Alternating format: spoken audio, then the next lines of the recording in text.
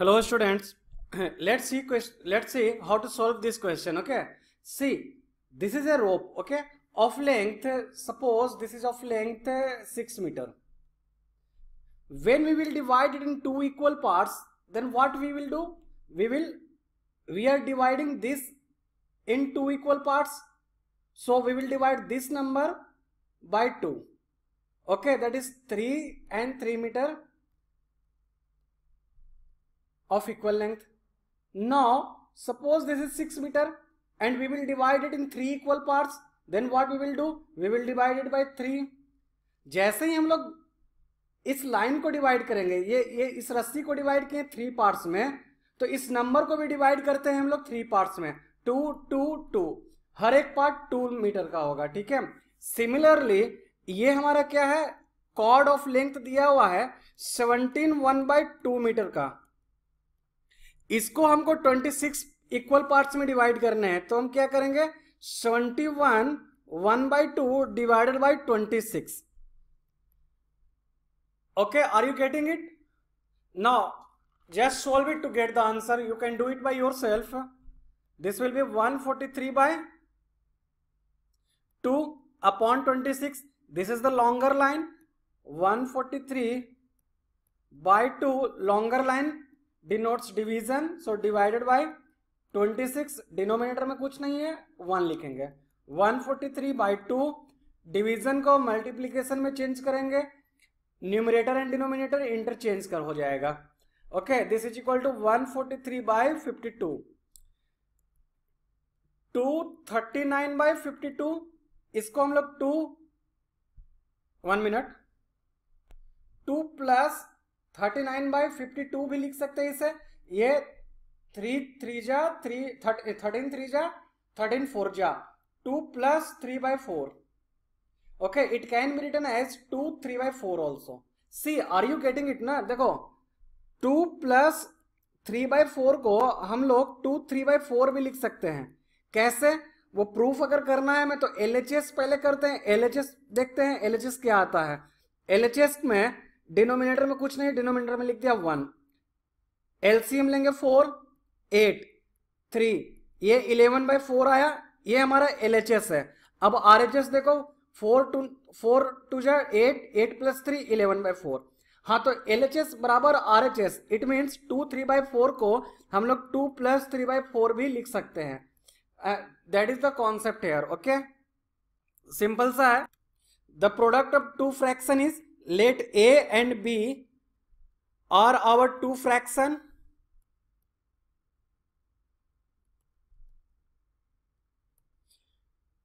Product दिया हुआ है, it means A into B is equal to 9 3/5. 9 3/5 को 48/5 भी लिख सकते हैं हम लोग. One of the fraction is 9 3/7, जो है हमारा एक फ्रैक्शन है.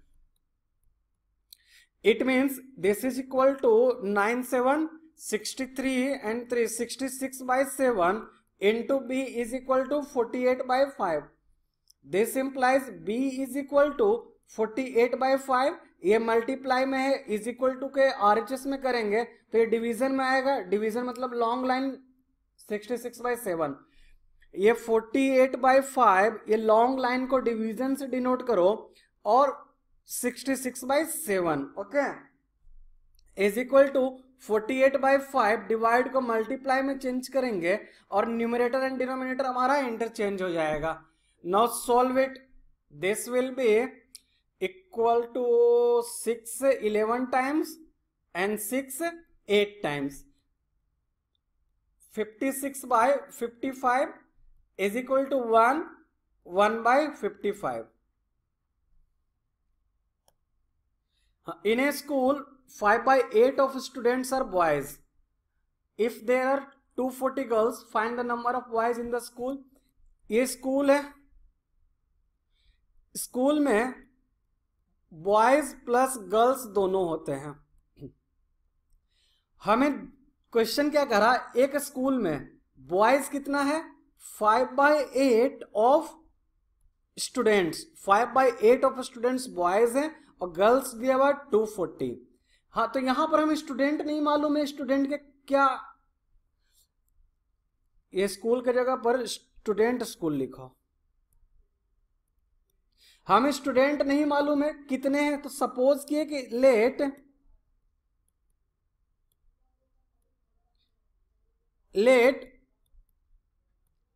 Student in school is equal to x. तो यहां एक्स का वैल्यू इस इक्वेशन में पुट करेंगे, तो यानी x is equal to 5/8 of means multiplication student x plus 240। इस पूरे टर्म को हम लोग LHS में लाएंगे, 5/8x इज इक्वल टू 240। देखो अब यहां पर क्या है, कई सारे लोगों को LCM लेने में प्रॉब्लम होता है क्योंकि x आ जाता है, but remember my student after practicing you can solve it. हाँ, तो पहले LCM लो, LCM 8 हुआ। अब LCM में क्या करते हैं हम लोग, इससे डिवाइड करते हैं इसको, यानी 8 डिवाइडेड बाय 1 करते हैं, और फिर जो हमारा न्यूमरेटर में होता है उससे मल्टीप्लाई करते हैं। ठीक है, कर दिया। ये मैं थोड़ा सा एक्सप्लेन कर रहा हूं ज्यादा क्योंकि इसमें एक्स आया हुआ है, आपको समझ में आ जाना चाहिए एक्चुअली प्रोसेस होता क्या है। इसमें भी क्या करते हैं हम लोग, इस LCM को डिवाइड करते हैं डिनोमिनेटर से, डिवाइड कर दिया, उसके बाद मल्टीप्लाई करते हैं न्यूमरेटर से, is equal to 240। Now this is equal to 8 divided by 8 into x, 8 into x minus 8 divided by 8 1 5x upon 8 is equal to 240 is equal to 3x by 8 is equal to 240। 3x is equal to 240 into 8, x is equal to 240 into 8 upon 3, this is equal to 800 640। ये 640 क्या आया, x क्या है, student है, हमें boys निकालने हैं। Boys कितना है, 5/8 ऑफ स्टूडेंट, यानी boys 5/8 into 640, 880 is equal to 400 will be the number of boys. Okay, this will be our answer. Try to solve this many times if you have problem. Okay, कुछ नहीं है, जो LCM का concept होता है वही मैंने किया है, आप खुद से कर लो। एक बार करो, 2 बार करो, you will get master of it. After reading 7-9 by of a book, okay, हम लोग यहाँ पर क्या समझते हैं कि let number of pages, let total number of pages in book is equal to x। तो total number of pages is equal to read out pages plus unread pages। unread pages मतलब left out पेजेस। ओके, हाँ, तो total number of pages हम लोगों ने assume किया x is equal to read out pages 7/9 pages read out किया है, 7/9 of x plus unread pages, ये लेफ्ट आउट पेजेस कितने हैं 40। This is the equation. इस सेंटेंस का मैथमेटिकल इक्वेशन ये हो गया। अब हम लोग x वाले टर्म को LHS में करेंगे, x minus 7x/9 is equal to 40, denominator में कुछ भी नहीं है 1। We will take LCM। मैंने आपको बताया था ये x के कारण कई सारे लोगों को LCM लेने में प्रॉब्लम होता है, लेकिन आप लोग LCM के कॉन्सेप्ट को फॉलो करो। हम लोग क्या करते हैं, जो LCM आता है उसमें डिवाइड करते हैं डिनोमिनेटर को और फिर मल्टीप्लाई करते हैं न्यूमरेटर को। तो सेम चीज यहां पर करेंगे, LCM divided bye numerator multiplied by LCM divided by denominator multiplied by numerator minus 9 divided by 9 into 7x is equal to 40। 9 divided by 1 9 divided by 1 9 होगा और into x से लिखा हुआ, तो ये 9x minus 7x by 9 is equal to 40।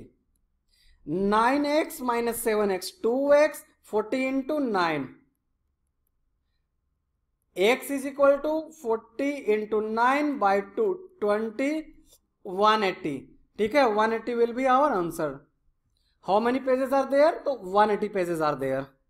C question number 4 जो है more और लेस सिमिलर है। एक बार ट्राई टू अंडरस्टैंड कि what is the difference between question number 4 and question number 17। आप लोग खुद से थोड़ा सा एनालिसिस करो, मैं तो बताऊंगा ही। इसमें मेन बेसिकली जो डिफरेंस आएगा ना वो यहाँ पर 1/4 ऑफ रिमाइंडर। अच्छा वो सब में क्या फ्रैक्शनल वैल्यू दिया होता था, इसमें 1/4 of the reminder, 1/3 of her money, मतलब 1/3 ऑफ टोटल मनी, ये सब है। ओके तो देखो कोई बात नहीं, हमारे पास क्या है, रीता के पास, रीता हैज ₹300। इसमें से स्पेंड कितना होता है, स्पेंड पहला स्पेंडिंग जो है हमारा वो नोटबुक पे है। How much, 1/3 of her money, of her money, तो 1/3 मनी है 300, यानी ₹100 इज द एक्सपेंडिचर हुआ हमारा नोटबुक पे। अब हमारे पास पैसा कितना बच गया, हमने बस नोटबुक खरीदा और नोटबुक 100 रुपए का खरीदा, तो हमारे पास पैसा बचा 300 minus 100 is equal to ₹200. This is the remaining amount we have. Now 1/4 of the remainder, फिर हम लोगों ने दूसरा जो खर्च किया 1/4 ऑफ रिमाइंडर, दिस रिमाइंडर का किस पे खर्च किया, ऑन स्टेशनरी, स्टेशनरी पे खर्च किया, ठीक है। तो दिस इज इक्वल टू ₹50। ये हमारा एक्सपेंडिचर हो गया, ये एक्सपेंडिचर है हमारा स्टेशनरी में, और ये हमारा एक्सपेंडिचर है नोटबुक में, ठीक है। तो यही बोल रहा है कि अब हमारे पास कितने पैसे बचे हैं, तो हमारे पास 300 रुपये थे, इट मीन्स सेविंग। जितना पैसा मेरे पास था उसमें से मैंने खर्च किया नोटबुक में, नोटबुक का वैल्यू 100, उसमें से खर्च किया हमने स्टेशनरी में, स्टेशनरी का value 50 is equal to 300 minus 150 is equal to ₹150। ये हमारे पास सेविंग है अभी। Okay now see question number 18, you can do it by yourself, I know, okay but let me explain once. Amit के पास जो है वो 16,000 रुपीज है। अमित हैज ₹16,000। इसमें से उसने स्पेंड जो किया, पहला स्पेंडिंग वो है 1/4 of his income on food is equal to 4 times 4,000 rupees. ये हमारा 4,000 रुपीज वो फूड पे एक्सपेंड किया। दूसरा एक्सपेंडिचर जो किया है उसने वो 3/10 ऑफ रिमाइंडर, यानी हमारे पास रिमेनिंग वैल्यू अब कितना बचा, remaining amount after spending on food is equal to 16,000 था, हमने 4,000 खर्च कर दिया खाने पे, तो हमारे पास 12,000 रुपये बचे, ठीक है। तो 3/10 of reminder 12,000 we have expended on house rent, that is equal to, this is cancel out, 3,600 ये हमने हाउस रेंट पे खर्च किया। तो अब हमारे पास कितना रिमेनिंग बचा, हमने, मेरे पास 12,000 रुपया था, उसमें से फिर मैंने खर्च कर दिया, अगेन मैंने खर्च किया, पहले 16,000 था, फिर 4,000 खर्च किया खाने पर, बचा 12,000, 12,000 में से भी 3,600 खर्च किया, तो हमारे पास रिमेनिंग जो बचा वो ₹8,400 रिमेनिंग हमारे पास बचा, ठीक है। अब जो है हम 5/21, थर्ड हमारा एक्सपेंडिचर है 5/21 ऑफ द रिमाइंडर, फिर से जो हमारा बचा है 8,400, उस पर हम लोगों ने फिर से खर्च किया एजुकेशन पे, that is equal to 400, that is ₹2,000। हमारे पास अब सेविंग कितना है, तो सेविंग हमारे पास कितना होगा, 16,000 रुपए थे, 16,000 पहला खर्च किया मैंने 4,000, सेकेंड एक्सपेंडिचर किया 3,600, थर्ड एक्सपेंडिचर किया 2,000. This is equal to 6,400. Okay, this will be our answer. I know many of you have confusion in this question. Try to understand by the few examples. देखो अगर हम लोग sentence लिखते हैं four is more than 2 by 2, इसका मतलब आपको समझ में आ गया, 4 जो है 2 से ज्यादा है. कितना ज्यादा है, 2 ज्यादा है. अगर इसको मैथमेटिकली हमें इक्वेशन में कन्वर्ट करना है, 4 इज इक्वल टू 4 ज्यादा है ना, तो 4 ज्यादा है, किससे ज्यादा है, 2 से ज्यादा है. तो 4 तो ऑलरेडी ज्यादा है ही, इसमें तो कुछ प्लस के चांसेस है नहीं. अगर इसमें प्लस कर देंगे तो दोनों बराबर हो जाएगा. 4 पहले से ही बड़ा है, ज्यादा है. उसी तरह से ये लिखा रहता 4 इज या 4 एक्सीड्स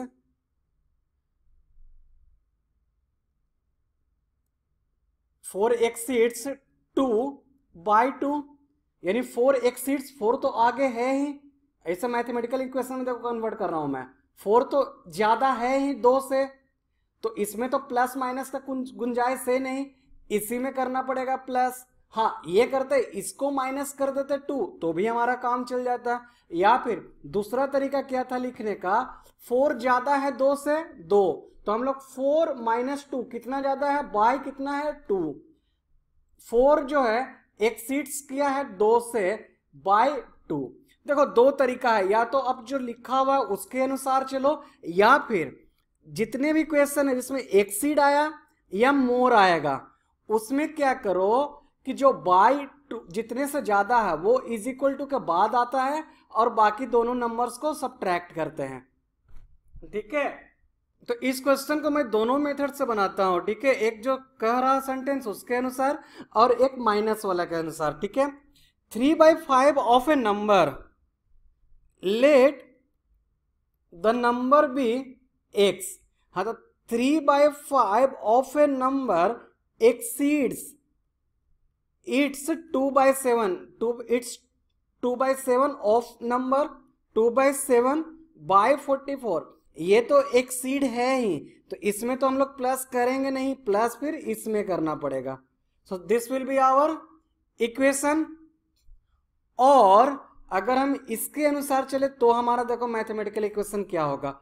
मैंने क्या बोला था, जो नंबर बाय में है उसको आप 44 कर दो. हाँ तो और एक्सीड जो कर रहा उसे पहले लिखोगे. एक्सीडेड नंबर ये 3/5 है, तो 3/5x minus 2/7x is equal to 44. ठीक है, अब 1 by 1 दोनों को इंडिविजुअली हम सॉल्व आउट करते हैं और देखते हैं क्या होता है. This will be equal to 3/5x minus 2x/7 is equal to 44. This is equal to, इसको माइनस को इस साइड किए हैं, अब एलसीएम लेंगे. दिस इज 35, तो this is 7 times 7 into 3 21x, 5 times 5 to 10x is equal to 44 is equal to 11x, and this will be on cross multiplication 44 into 35. X is equal to 44 into 35 upon 11. 4 times is equal to 170, 240. This number will be 240. Okay, oh sorry 140. This will be 140. अब देखो ये हमारा जो equation था ये हमने second step में यहां पर लिखा और इसमें ये फर्स्ट स्टेप में ही आ गया था. ठीक है, तो इसको भी सॉल्व आउट करेंगे तो हमारा सेम आंसर आएगा. ये पहले आएगा, उसके बाद ये आएगा, फिर ये आएगा, फिर हमारा आंसर आ जाएगा. ठीक है, आई होप आप दोनों मैथमेटिकल इक्वेशन को लिखना सीख गए हो. ठीक है, आगे भी आपको परसेंटेज चैप्टर में भी आएगा इस तरह के वर्डिंग्स, तो याद रखना जिसमें भी एक्सीड या मोर का केस हो तो हम लोग इसी दो तरीके से इक्वेशन को बनाएंगे. Let's see question number 20, which will be it is the last question. एक क्रिकेट टेस्ट मैच हो रहा है. क्रिकेट टेस्ट मैच आप कभी देखोगे तो पब्लिक जो है मैच देखते रहती है. तो कुछ लोग जो है वीआईपी एरिया में होते हैं, कुछ लोग लोकल एरिया में होते हैं. वीआईपी एरिया कवर्ड होता है और बाकी एरिया ओपन होते हैं. ठीक है, तो ये स्पेक्टेटर्स मतलब क्या हुआ, देखने वाले, पब्लिक वी. At a cricket test match, 2/7 of the spectators, let total number of spectators is equal to x. ठीक है, हम लोग इस तरह से भी लिख सकते हैं, total spectator is equal to spectator in covered place plus in open place. हाँ, टोटल स्पेक्टेटर एक से एक्स लिखिए. कवर्ड प्लेस में कितने, 2/7 of the total spectators plus open में कितने हैं, 15,000. हम लोग अब इस तरह के क्वेश्चन तो बना चुके हैं. दिस विल बी एक्स, इसको LHS में लाएंगे, 2x/7 is equal to 15,000. LCM लेंगे, डिनोमिनेटर में कुछ भी नहीं है, 1 लिख सकते हैं. हाँ, तो अब क्या आएगा, 7 LCM divided by denominator into numerator minus 7 LCM divided by denominator into numerator is equal to 15,000. This is equal to 7 divided by 1, 7, 7x minus 7 divided by 7, 1, 2x by 7 is equal to 15,000. ठीक है, इसको यहां पे solve out करता हूं. 5x by 7 is equal to 15,000. On cross multiplication, 5x is equal to 7 into 15,000. This implies x is equal to 7 into 15,000 by 5. This is equal to 3,000. 21,000 will be our answer. Okay, this is the end of this chapter. Hope you have enjoyed a lot. Thank you, student.